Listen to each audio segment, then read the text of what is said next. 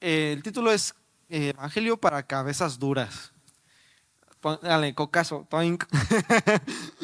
¿Quién es más cabeza dura, el de la izquierda o el de la derecha? ¿Quién suena más hueco, no? Ok. Ese dice allá que por allá que suena como titanio, ¿no? Como ta, ta. Bueno, leamos Gálatas 4:4.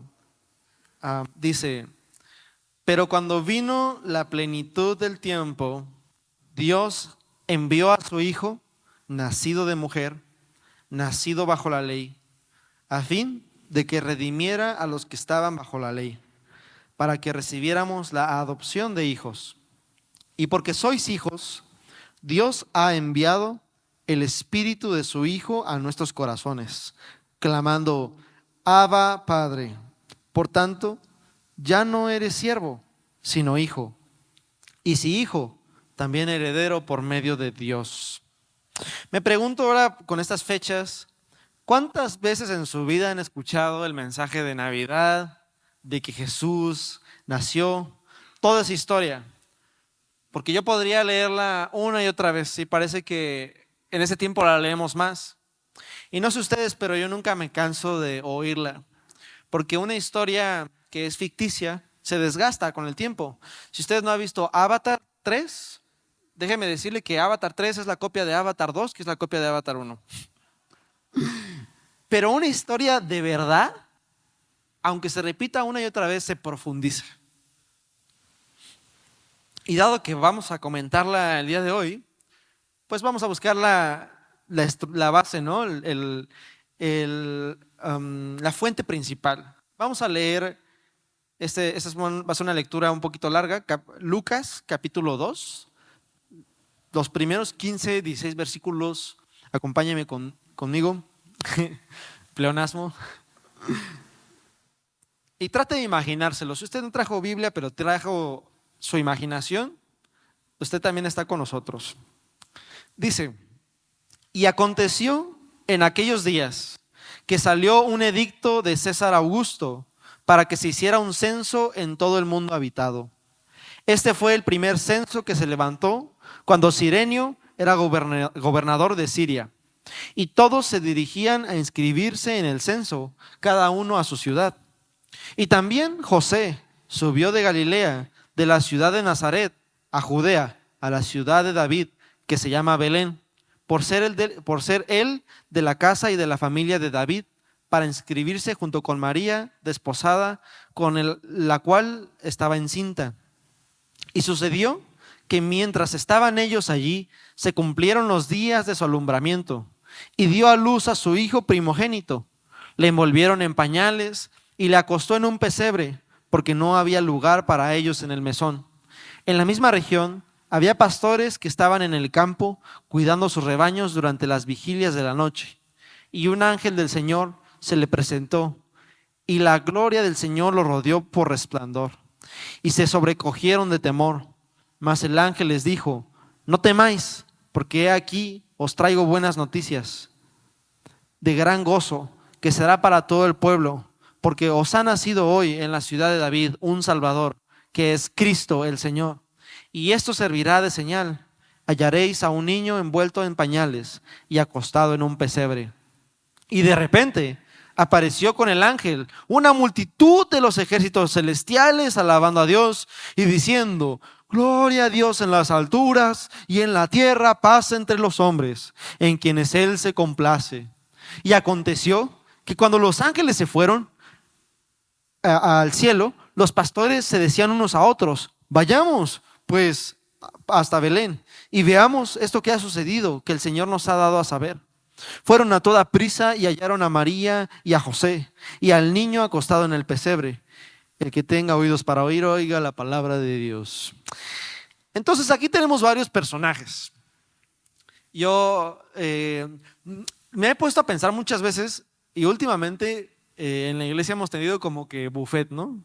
De repente tenemos unción cortacabezas, de repente tenemos unción pastoral acá súper profética y de repente tenemos un cuate que le gusta la historia y que le gustan los datos científicos. Así que póngase conmigo en contexto. Vamos a a desbaratar este rompecabezas para armarlo nuevamente. Tenemos varios personajes. El primero, César Augusto. ¿Quién es César Augusto? Bueno, pues fue el segundo de los Césares, ¿sí? Y fue un emperador romano que vivió más o menos del 27 antes de Cristo al 14 después del Cristo. Le llamaban Augustus porque significaba el venerable, el exaltado, el trascendente, el gobernante frío. Era un gobernante que era eficaz pero despiadado. Y también tenemos otro personaje aquí, simbólicamente, que son los censos. Los censos romanos ocurrían cada 14 años aproximadamente.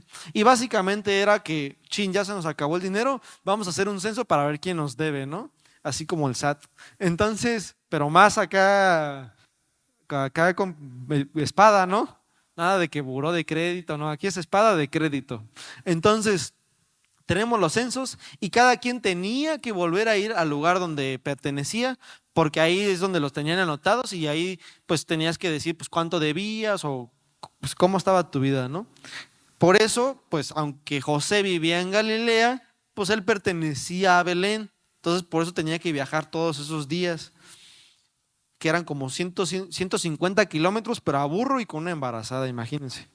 Uno como interno, cuando llegan las embarazadas a la toco, no, ni se digan, o sea, ya te echó a perder el día, ¿no? Porque la embarazada está quéjese y quéjese y quéjese, ¿no? Entonces, es en el buen sentido, hermanos. Entonces, entonces imagínense, ¿no? A José con la señora encinta, a punto de alumbrar en un burro, con todas las comodidades que el desierto te ofrece, pues ya se imaginarán. Y tenemos otro personaje que no está en la historia, pero que pertenece a la historia, que es Lucas. ¿Por qué escogí narrarlo de Lucas y no de otro evangelio? Porque Lucas, si usted lee el primer prólogo del capítulo, Lucas explica sencillamente cómo obtuvo todos los datos pues, que nos está narrando.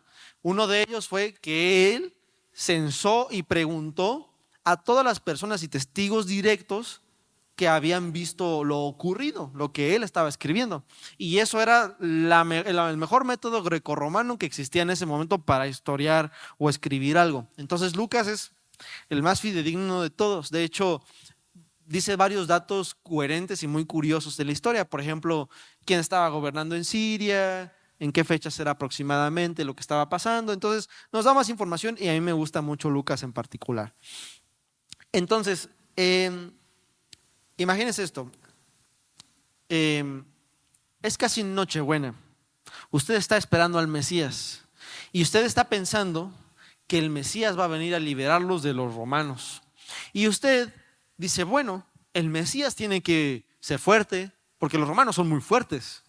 El Mesías tiene que ser muy influyente para levantar a todas estas gentes, pues que también nosotros estamos pues inconformes. Entonces, un lugar políticamente estratégico y geográficamente estratégico, pues sería Jerusalén. ¿Por qué nacería en Belén? ¿Por qué un lugar, Belén es como decir Tangamandapio? O sea, ¿por qué nacería allá en Tangamandapio? ¿Usted sí lo sabe decir? A ver, dígaselo a la persona que está a su lado. Entonces, ¿por qué Jesús tendría que nacer no en Nazaret, no en Jerusalén, sino en Belén? Pues Lucas nos da la respuesta al inicio de la narración, cuando nos dice que tenían que ir por el censo. Pero ¿por qué era importante que se ajustara todo el embarazo al censo que ocurre cada 14 años para que un niño nazca en Belén? No un día antes, no un día después. Justo cuando estaba en alumbramiento, llegaron a Belén. Justo cuando Belén estaba así, retacado de gente porque era una ciudad chiquitita y pues tuvieron que encontrar una cueva con animales. ¿Por qué justo ese día? Calculé la probabilidad estadística de que ocurriera eso. Nada más de que ocurriera los 9 meses en 14 años, es más o menos de un 5% de probabilidad, redondeándolo. 5% de probabilidad de que ocurriera eso. Y luego está el César, El César se lleva el título, ¿no? El que dice, pues a mí se me hinchó ponerlo en esta fecha y en esta fecha se hará. Pero eso sería darle mucha autoridad, mucha soberanía a lo que es el Imperio Romano. Pero si miramos más allá de la superficie, podemos ver que Dios está orquestando algo, que no es lo que le dicto de César Augusto, lo que él dijo se hizo, sino que Dios ya lo había anticipado antes de que este cuate naciera, mucho antes de que toda esta gente naciera, 700 años antes, precisamente. A ver, pregúntele a la persona que está a su lado, ¿qué estábamos haciendo 700 años antes los mexicanos? ¿Quién sabe? ¿Quién es maestro de historia por aquí? Justamente hace 700 años, en 1325, se funda Tenochtitlán. A ver, hablen náhuatl, hablen mexica.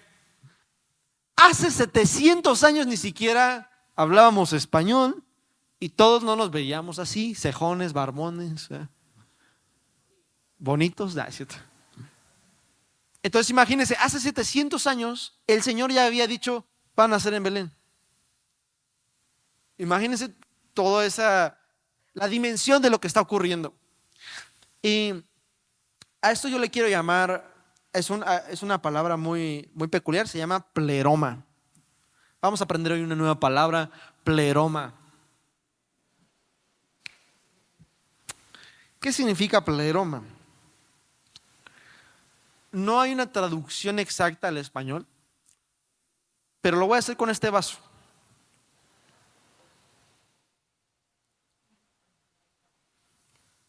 Vean cómo llenamos el vaso.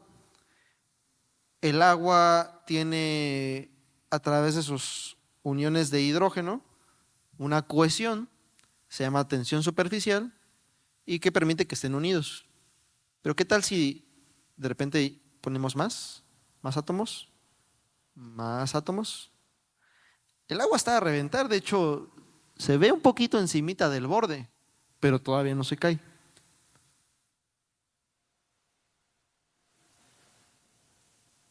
Todavía no se cae. Todavía no se cae. ¿Ya se cayó? ¿Ya? Ok, se cayó. Eso es pleroma. Pleroma es cuando algo está tan maduro, tan preparado, tan lleno de sí, que se desborda, que rompe sus costuras, que, ¡pum!, se desparrama. Entonces Dios estaba preparando todo el ambiente histórico, geopolítico, todas las historias, imagínense cuántas cosas se tuvieron que unir exactamente para que el ambiente estuviera cargado de propósito. Y ese día, ¡pum!, viniera el Salvador, se abrieran los cielos y llegara nuestro Redentor. Hice algunos cálculos más. Voy a ocupar el pizarrón. ¿Me pueden ayudar para traerlo, por favor? Hice algunos cálculos más. Vamos a repetir, en lo que viene el pizarrón, repetimos lo que dice Gálatas. Gálatas dice, pero cuando vino la plenitud del tiempo, pleroma, Dios envió a su Hijo, nacido de mujer, nacido bajo la ley. Entonces, pleroma es la plenitud que se desborda. No solo es el momento correcto, sino el momento inevitable. Entonces, la plenitud es cuando llega al borde. Ni un segundo antes, ni un segundo después, exactamente cuando debe de ser. Repita a su hermano, ni un segundo antes, ni un segundo después, exactamente cuando debe de ser. Entonces voy a poner algunos datos estadísticos. Esto es pura ciencia. Datos estadísticos de que ese momento ocurriera. Y solo me voy a basar en 8 factores, porque pueden haber más factores, pero no me alcanzó el tiempo. Y hice algunos cálculos con la ayuda de ChatGPT. Busquen, asegúrense que estén correctos. Pero son cálculos aproximados, ¿ok? ¿Se entiende? Entiéndela. Los que han jugado impostor, entiéndela. Entonces tenemos que haya sido en Belén. había muchas otras ciudades que hayan alcanzado a llegar a Belén. Entonces, según es el estudio de Peter Stoner en la revista de Science Sparks, dice que para que Miqueas 5:2, ¿qué es lo que dice que Belén, que todo eso que van a hacer ahí en Belén? Para que Miqueas 5:2 se cumpla, es un 0.01% de probabilidad. Esa es una sola de las profecías. Ahora, para que venga del linaje de David, que es otra profecía mesiánica que dice, por ejemplo, Jacob, cuando se va a morir, él dice, Judá, de tu cetro no se va, perdón, ¿cómo es? Sí, de tu linaje no se va a apartar el cetro de reinado. Para que eso se cumpla, para que segunda de Samuel 7:12 se cumpla, entre miles de descendientes, es otro, vamos a poner linaje de David. Otra profecía mesiánica, 0.01%. Después, otra profecía, la de Daniel. Esta se puede interpretar de maneras distintas, pero llama mucho la atención que cuando Daniel estaba intercediendo por la liberación de su pueblo, llega el ángel y le dice, en 70 semanas será liberado, parafraseándolo. Entonces, la profecía de Daniel decía que 70 semanas. Simbólicamente, un día por año. Desde que Artajerjes le dice a Nehemías, ¿sabes qué? Váyanse, establezcan Israel otra vez, hasta la llegada de Jesús, pasan 490 años. Entonces, 70 por 7. ¿Cuánto es? 490 años. Interesante. Lo dejo ahí. Dato curioso. Dato demasiado, como que alguien lo planeó, ¿no? Y así podemos irnos profecía mesiánica por profecía mesiánica. En total, si nosotros quisiéramos de 8 profecías que se cumplieran al mismo tiempo, en ese evento histórico, solo 8, porque el Mesías tiene 300 profecías. 8 profecías, estamos hablando que la probabilidad de que ocurra es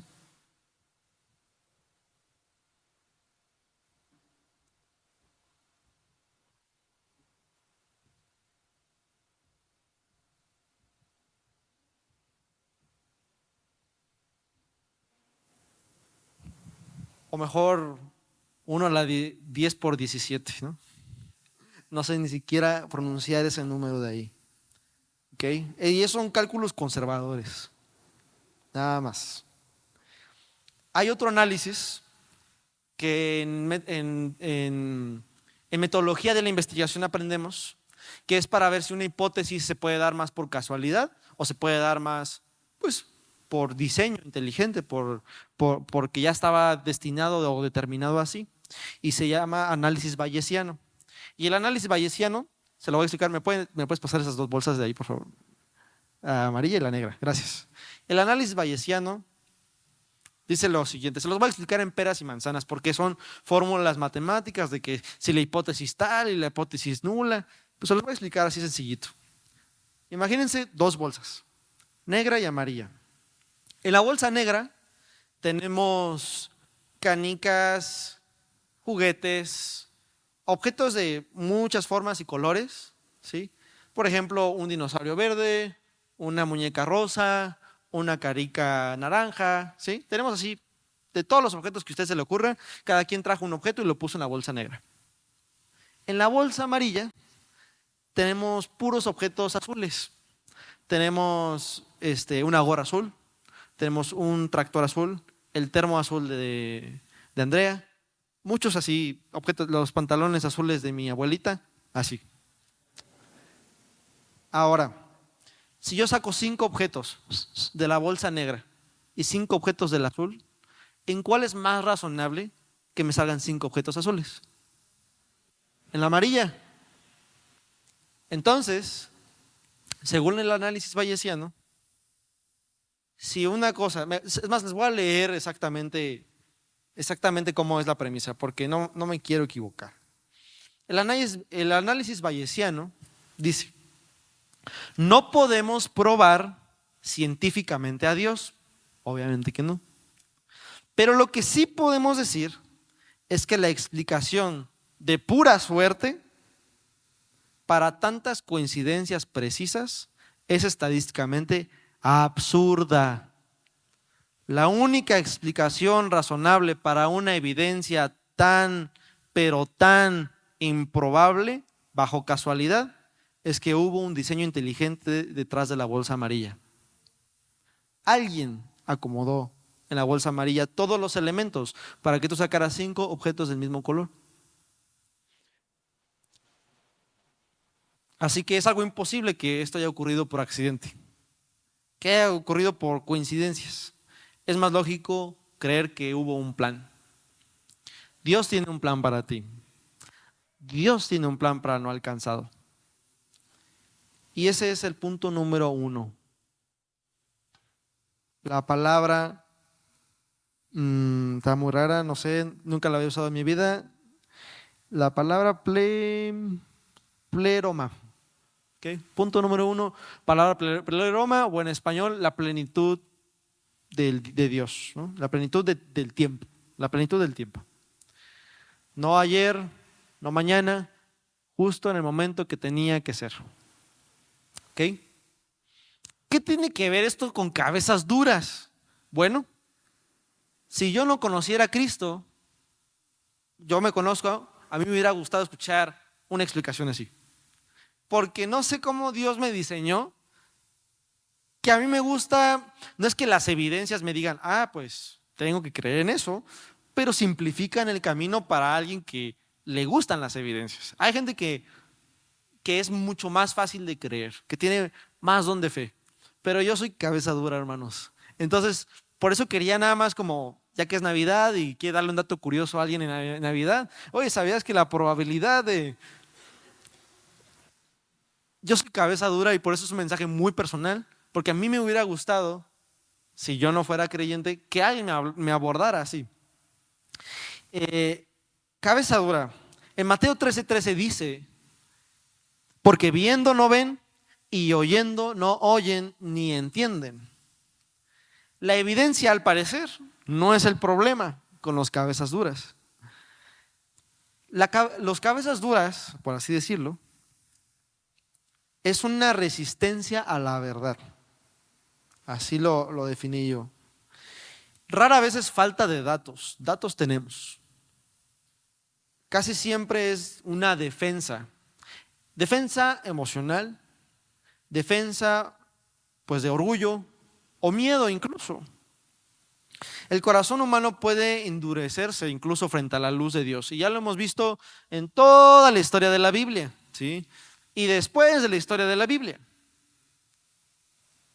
Por ejemplo, cuando en la parábola le dicen, Jesús está hablando de una parábola de que de un rey que va a ir a preparar su reino, y sus conciudadanos le dicen: no queremos que este rey reine sobre nosotros.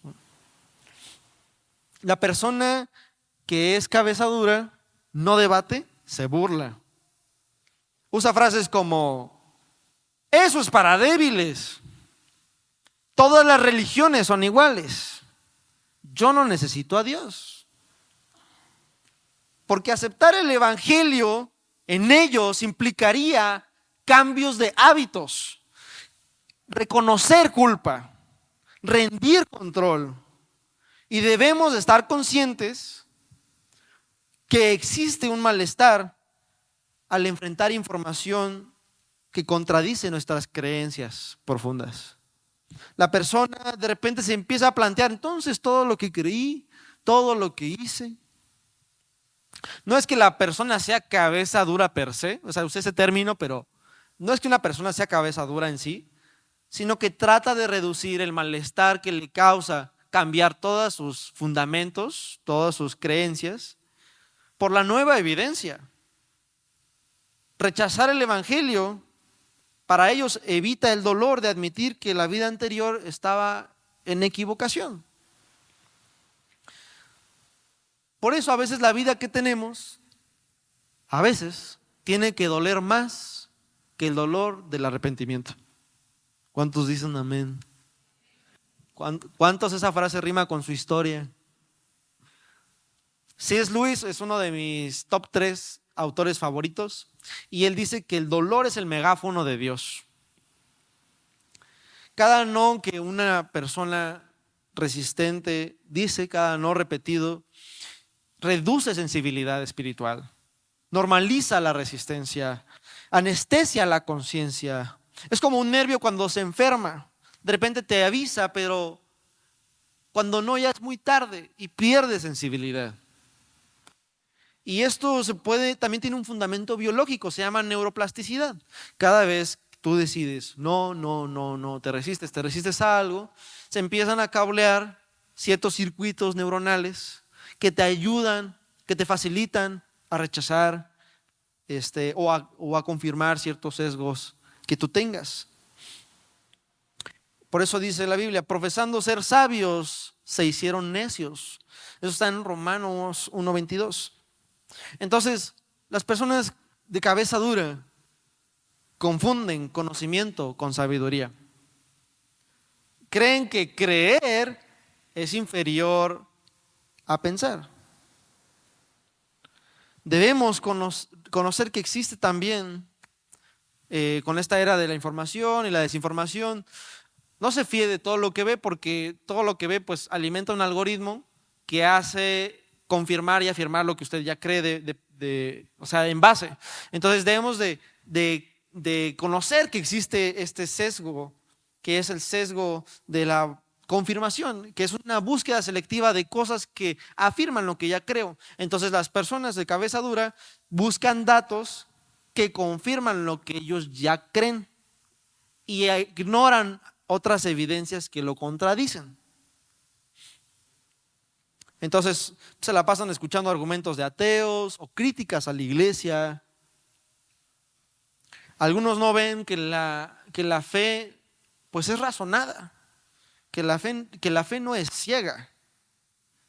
Y aunque la verdadera sabiduría en Proverbios 9:10 dice que reconoce los límites de la razón.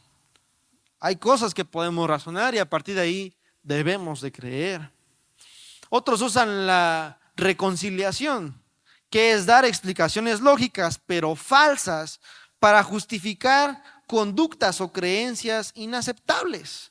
Frases como todas las religiones son iguales, o frases como la iglesia se ha comportado mal a lo largo de la historia, o la iglesia está llena de hipócritas, son frases que ayudan a evitar o examinar el mensaje central, ayudan a distraer, ¿sí?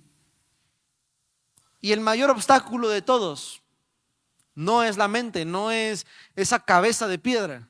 El mayor obstáculo de todos es el yo. Juan 3:19 dice que los hombres amaron más las tinieblas que la luz. A veces alguien rechaza el evangelio porque quiere proteger su pecado, porque evita confrontar la herida, porque quiere justificar su vida sin rendición. Y no es un fenómeno nuevo. Entonces, punto número 2 es ¿qué es una cabeza dura? ¿No? Punto número 1, pleroma. Ellos se saben más la prédica que yo. Punto número 2, ¿qué es un cabeza dura? La evidencia no es suficiente, ¿sí? Hay algo personal que impide aceptar el evangelio. Punto número 3, y este está muy interesante, ahora que todos se van a reunir con la familia. ¿Por qué un familiar no recibe el evangelio? Jesús lo dijo primero. Él dijo: los enemigos del hombre serán los de su casa. Mateo 10:36. No porque Dios falle, sino porque la cercanía emocional que tenemos con nuestros familiares intensifica esa barrera, intensifica la resistencia. ¿No les ha pasado que usted le da un consejo a su hijo, a su hermano, y no les hace caso, pero su amigo le da el mismo consejo y sí les hace caso? Hay una resistencia porque ellos dicen, el evangelio viene de una persona igual a mí. Ese mensaje viene, pues tú y yo comemos al lado. ¿Qué te hace diferente a mí? Hay comparación. Ni siquiera los hermanos de Jesús al principio agarraron bien el show. Hay culpa incluso.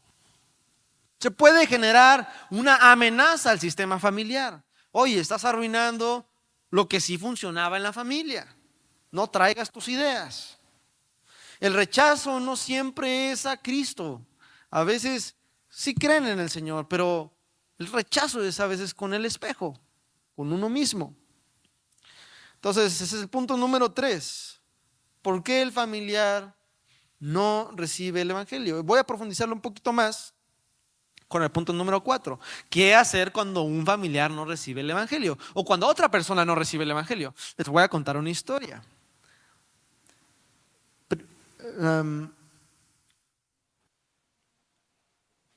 En 1889 se estaba dando la independencia de Estados Unidos, se estaba dando la independencia de algunas otras colonias españolas, entre ellas Cuba. Cuba y Estados Unidos tenían un enemigo en común, los españoles. Los españoles tenían varias partes del territorio de lo que ahora es Estados Unidos, eran todavía medianamente poderosos y estaban teniendo problemas con Inglaterra, estaban teniendo problemas con Francia. Y entonces Cuba dice, oye, tú que ya te estás librando, tú ya que les estás ganando, ayúdanos a nosotros. ¿Cómo le hiciste? ¿Cómo le hacemos? Envíanos refuerzos. Estamos prácticamente sediados, no podemos recibir apoyo de ningún lado porque los mares están pues llenos de españoles. ¿Cómo le hacemos? Entonces, los Estados Unidos estaban como que esperando a que España se debilitara un poquito más para entrarle bien con Cuba, ¿no? Entonces estaban esperando, y un día dijeron, es el día. Entonces, aquí entra un personaje, es un general, su nombre es Somers Rowan. Y Somers Rowan recibe una carta del presidente de los Estados Unidos, McKinney, y le dice, entrega esta carta al general Calixto García de Cuba. Él no la lee, la guarda en su bolsillo y pues a cumplir la misión. Tiene el mensaje a cumplir la misión. Ellos están en Washington, D.C., entonces de repente pues sale a la calle, no hay Google Maps, no hay WhatsApp, es 1889.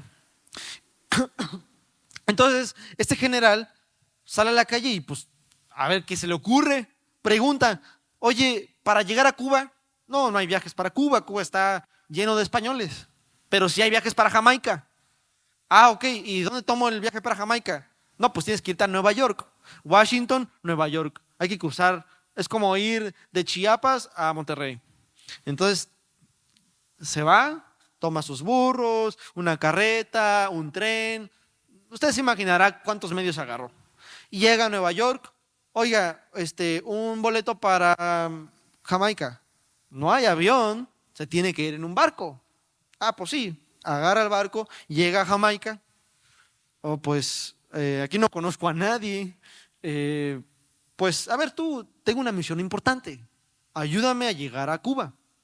No, tienes que atravesar todo Jamaica, está del otro lado Cuba. Atraviesa Cuba. Atraviesa Jamaica. Todo el país de Jamaica, imagínense. Llega al otro extremo del país de Jamaica. Y dice, llora. Entonces está en la bahía viendo, pues a ver qué hago. Si nado, vuelo, agarro una ballena, que me coma y que me escupa del otro lado. Y entonces ve a un pesquero y le dice, brother, Dios te mandó. Necesito que me lleves a Cuba. No, a Cuba ni de broma, ni de chiste. Me van a quitar la embarcación, me van a meter en la prisión. Este mensaje es importante. Va a cambiar la historia. ¿Quieres participar en la historia universal? esto va a cambiar la historia, escóndeme, no te van a cachar, haz como si pescas. Lo convence y lo lleva a Cuba. Entonces llega el general Somers a Cuba, ve una isla preciosa, imagínense cómo estaba el mar, turquesa, toda la naturaleza, todavía no existían las máquinas grandes, el cielo estaba pero como nunca lo hemos visto acá, y de repente, que estoy en Cuba, pero hay españoles y hay soldados de la resistencia. ¿Cómo voy a identificar quién es quién? Todos hablan español, yo no hablo español. Entonces, pues trata de escabullirse, empieza a identificar quién es de la resistencia, quién no. Pregunta, oigan, el general García, un país tan grande como Cuba, para buscar a una sola persona. Imagínense esa misión, nada más. Pues preguntar, tras preguntar, tras preguntar, tras preguntar. Llega a un campamento de la resistencia. ¿Usted es el general García? Sí, lo soy. Aquí está su carta. Nos vemos. ¿Por qué les cuento esta historia? El general Somers le preguntaron, ¿cómo lograste entregarle la carta a una persona en otro país distinto? Y él dice, nunca pensé en no fallarle a mi presidente.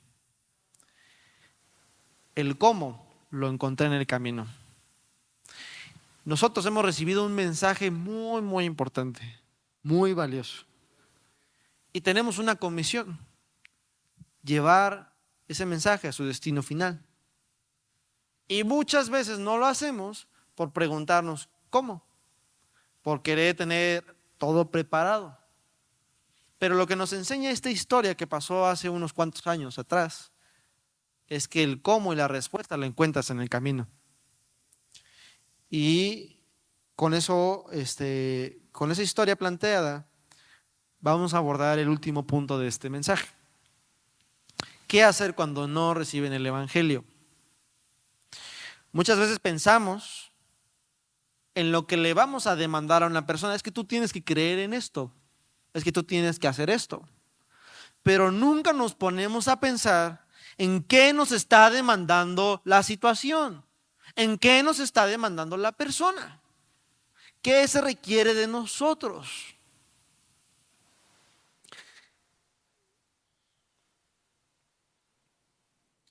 Yo anoté algunas ideas, pero esto es entre usted y Dios. Nuestro Señor Jesús dijo que Él siempre estaría con nosotros, que las fuerzas del infierno no prevalecerían ante nosotros, que aunque nos muerda una serpiente, Pablo, Él nos va a ayudar.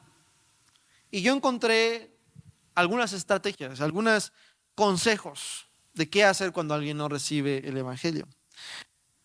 Consejo número 1 es orar, no discutir. Hay una ley de la física que se llama inercia, que significa que un objeto inamovible que no tiene movimiento no puede cambiar su posición a menos que una fuerza externa lo mueva. La oración es el poder sobrenatural de Dios y su gracia sobre la vida de una persona, para lo que no podía moverse pueda transformarse. Y esto consuena con las palabras de Jesús que dice, nadie puede venir a mí si no lo trae ¿quién? El Padre. Si no, el Padre no me lo trae. Intercedemos para que el Padre haga su obra, para que Dios trabaje en la conversión, que no solo es lógica, que no solo es racional, que no solo es evidencias, es obra sobrenatural. Entonces, argumentos convencen la mente, pero oración ablanda el corazón. Hay que estar orando cuando no podemos estar discutiendo. Una estrategia de las tinieblas es poner al enemigo equivocado. Si usted hace un repaso por la historia, verá que las civilizaciones que no tenían un enemigo claro se peleaban entre ellas, se destruían entre ellas. Vemos la historia de Grecia, Atenas, acá los aviondos, los que estaban haciendo la democracia y todas las leyes, y acá todos los pensamientos acá muy firulais, y de repente los espartanos. Hombre pelear, hombre matar. ¿No? Ambos de la misma nación, sin enemigos, se peleaban. Hasta que hubo un enemigo en común, los persas. Cuando nosotros logramos identificar a nuestro enemigo, nos podemos unir. Podemos trabajar en conjunto. Nuestro enemigo no es quien piensa diferente, no es quien piensa distinto, no es quien nos contradice, quien nos amedrenta, quien nos ofende. Ese no es nuestro enemigo. El Señor dice, ora como si fuera tu mejor amigo. Es tu prójimo, es tu imago Dei, es uno de los tuyos que está sufriendo por un sistema que está corrompiendo sus ideas, que lo está haciendo sufrir, que está cambiando su forma de pensar y su forma de vivir. Nuestro enemigo es el sistema que trae el pecado a nuestra vida. Son las potestades espirituales que se anidan en el orgullo del corazón humano. Entonces, consejo número uno, eso no es un punto, eso es un consejo. Orar, no discutir. Consejo número dos, hermanos, cuando pregunté qué se nos requiere a nosotros, en lugar de preguntar qué requiere la otra persona para ser salva, es qué se nos requiere a nosotros para que la otra persona pueda llegar a la salvación. Mateo 5:16 dice, dejen que sus obras brillen delante de los demás, para que los otros le den la gloria al Padre. Dejen que otros vean, no se escondan. Tenemos que vivir un evangelio irrefutable. Menos argumentos irrefutables, más evangelio irrefutable. Créanme que lo de los argumentos por ejemplo, ahora que vino el profeta, una de las profecías que hizo fue, persona tal va a entregarse a Cristo. Y esa persona tal no estaba aquí, no era creyente. ¿Cómo refutas eso? ¿Cómo refutas que dijeron tu nombre y que el Padre envió un edicto del cielo? Tú eres mío. Pero un cabeza dura nunca va a aceptar si no es obra del Espíritu Santo, si no es obra sobrenatural. Entonces, para vivir un evangelio irrefutable, usted tiene que ser paz donde antes había caos. Usted debe de ser humildad donde antes había orgullo. Usted debe de ser perdón donde antes había rencor, había rencilla. Primera de Pedro 3:1-2 nos dice, ¿qué pasa cuando tú estás casado con alguien opuesto a ti, que tú estás tirando hacia Cristo y la otra persona está tirando hacia el mundo? ¿Qué pasa? Sírvelo, ámalo. Tal vez ese amor sea a través de tu conducta, sin palabras, el que lo gane para Cristo. El testimonio consistente desarma defensas. Recuerden la frase que les dije, una historia inventada se desgasta, pero la verdad permanece. Si somos tibios, si tenemos un pie en el mundo y otro pie en la iglesia, ni vamos a poder disfrutar el mundo por el pie en la iglesia, ni vamos a poder disfrutar la iglesia por el pie en el mundo. Y no vamos a poder ser conductos a otros para que vean cuánto podemos disfrutar al Padre, cuánto se puede disfrutar una vida libre en verdad. Recuerden la primera frase cuando hicimos la oración de las ofrendas. Si tienen duda en el corazón, aunque no la transmitas con tus palabras, la gente la nota. Estás heredando esa duda.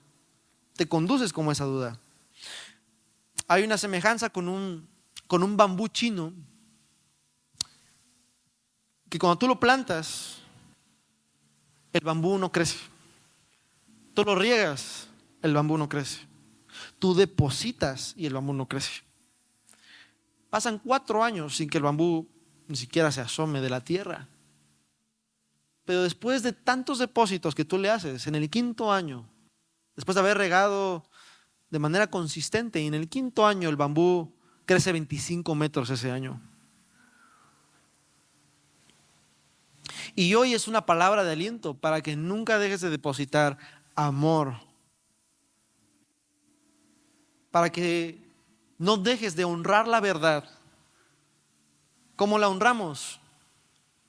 Proclamándola, viviéndola, profundizándola. Dar verdad con amor. El tercer consejo es, hay que saber cuándo callar. No todos los momentos son fértiles, hermanos. Yo creo que ya se dio cuenta. Jesús cayó ante Herodes. Jesús también dice, no eches vuestras perlas delante de los cerdos. Callar no es rendirse a la persona, no es dejarla a su propia obstinación, como luego algunos citan en Romanos también. El Señor los dejó, los entregó a su obstinación. No, callar no es rendirse. Callar es confiar en el tiempo de Dios.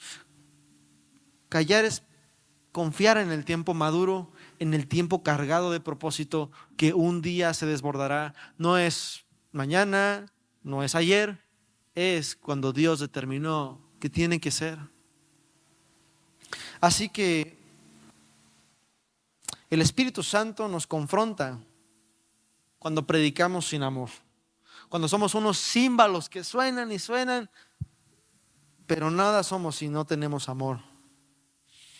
Recuerden que verdad sin gracia endurece. Doctrina sin compasión lastima. A veces buscamos o creemos tener la razón, pero eso no va a salvar a nadie. Eso no va a sanar a nadie. Cuando discutimos para ganar, el evangelio pierde.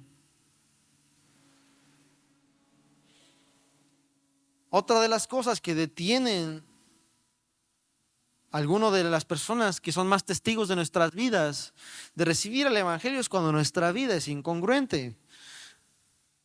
Como dice Romanos, tú que predicas hurtar, no hurtes, ¿hurtas?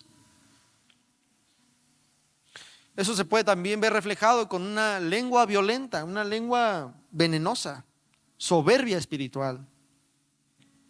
El mensaje más fuerte no es lo que decimos, sino lo que somos delante de las personas. Y yo quiero pedir hoy por unción de Bernabé, de creer en el que nadie cree.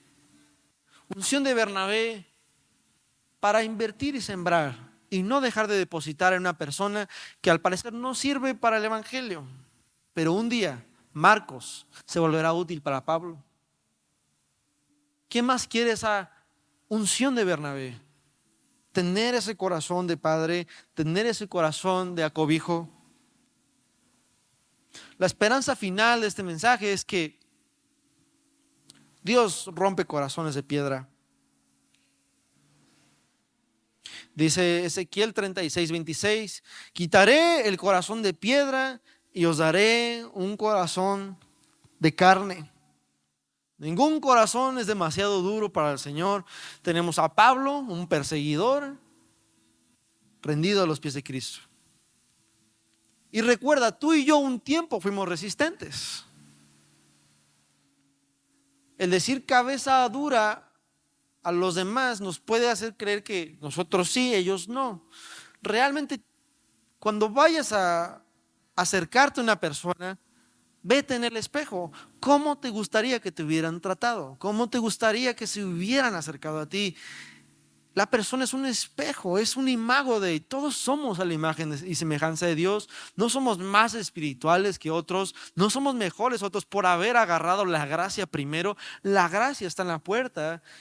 Es fecha de recordar que Cristo, a partir de las evidencias, a partir de tantos marea y tormentas que hubo, Cristo nació en el momento indicado, se cumplió la palabra. Y hoy, así como el ladrón, que toda su vida fue ladrón, tuvo que haber una crisis, un momento, para que estuviera cerca de Cristo. Y hoy podemos estar cerca de Cristo. Hoy esa persona que está perdida, esa persona que tiene la cabeza dura, esa persona con la cual te has rendido, con la cual has discutido, con la cual has reñido, hoy esa persona, como el ladrón, puede estar cerca de Cristo.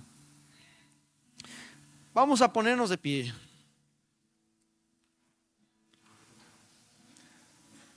Tal vez el de cabeza dura ha sido tú. Tal vez Dios ya puso a alguien en tu corazón. Hoy resuenan las palabras de Hebreos 3:15 que dice: hoy si oís tu voz, su voz, no endurezcas el corazón.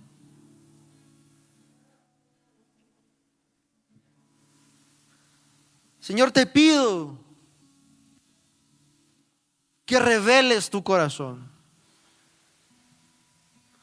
que nos abra, Señor, nuestro entendimiento,